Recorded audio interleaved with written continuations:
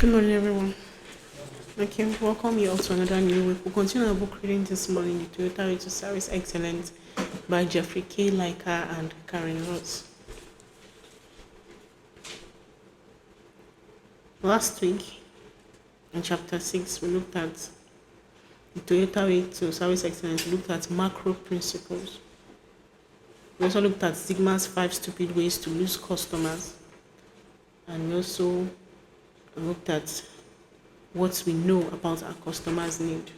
That was all on principle 3, on deeply understanding customers' need. Deeply understanding customers' needs. Today on principle 3, that was on principle 2. Today on principle 3, we'll be looking at strive for one piece flow without stagnation. Striving for one piece flow without stagnation. So have you found any of the following discouraging? Piles of stuff lying around your home or office. A lengthy list of email in your inbox. Customers waiting to be served. Waiting to be served. Junk accumulating in your garage. A freezer full of old food. Then one piece flow is for you.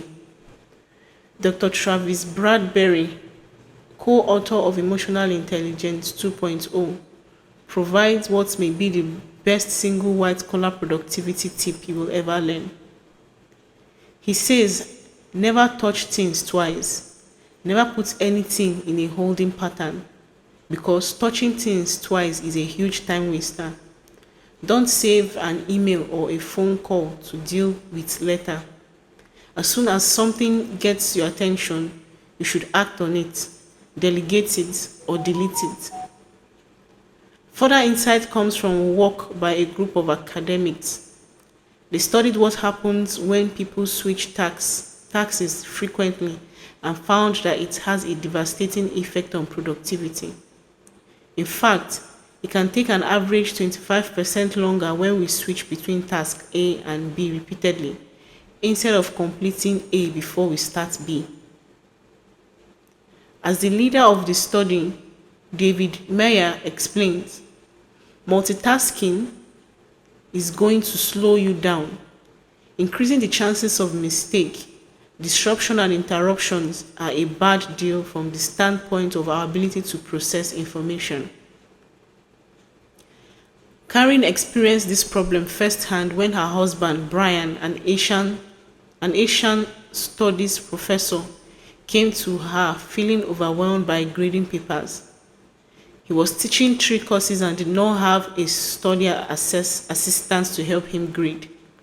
He had multiplied the amount of time it took him to grade one paper by the amount of papers he had to grade each week, and found he could not possibly complete the task in the amount of time he had. Karen asked if he would like help to solve his problem, but of course at first he said no. Academia is too different. There is no possible way what you do with the lane could work for me. Karen waited. 2 weeks later, totally exhausted from very little sleep, Brian decided that he was ready for Karen to help him take a look at his current grading processes. 2 weeks later, totally exhausted from very little sleep, Brian decided that he was ready for Karen to help him take a look at his current grading process. So Karen went to the Gemba, Brian's home office, to grasp the current situation. What she found was that Brian's students emailed their papers as attachments. As soon as Brian received the email, he would open the attachments to check to see if it had arrived in proper and readable format. Brian would then respond to the email to let the student know that he had received the paper. Then he would go on to the next email. After Brian had let all the students know that he had received their papers, he then went back to each email, opened it and the attachment again, and printed out the paper to grade by hand, an undertaking not so value added for the students. as even Brian has a hard time reading his own handwriting. In order to maintain consistency in grading, Brian would begin by reading a paper, then read another for comparison, and then go back to the first, switching repeatedly between the papers before applying a grade to each. After grading all the paper, Brian would then go into each email a third time and respond to the student that the paper was graded and could be picked up at his office. Opening and closing each email 3 times took a lot of time. None of it really value added to the student. Okay, this is where we'll stop for our reading this morning. It said, strive for one piece flow without stagnation. Value added versus stagnation.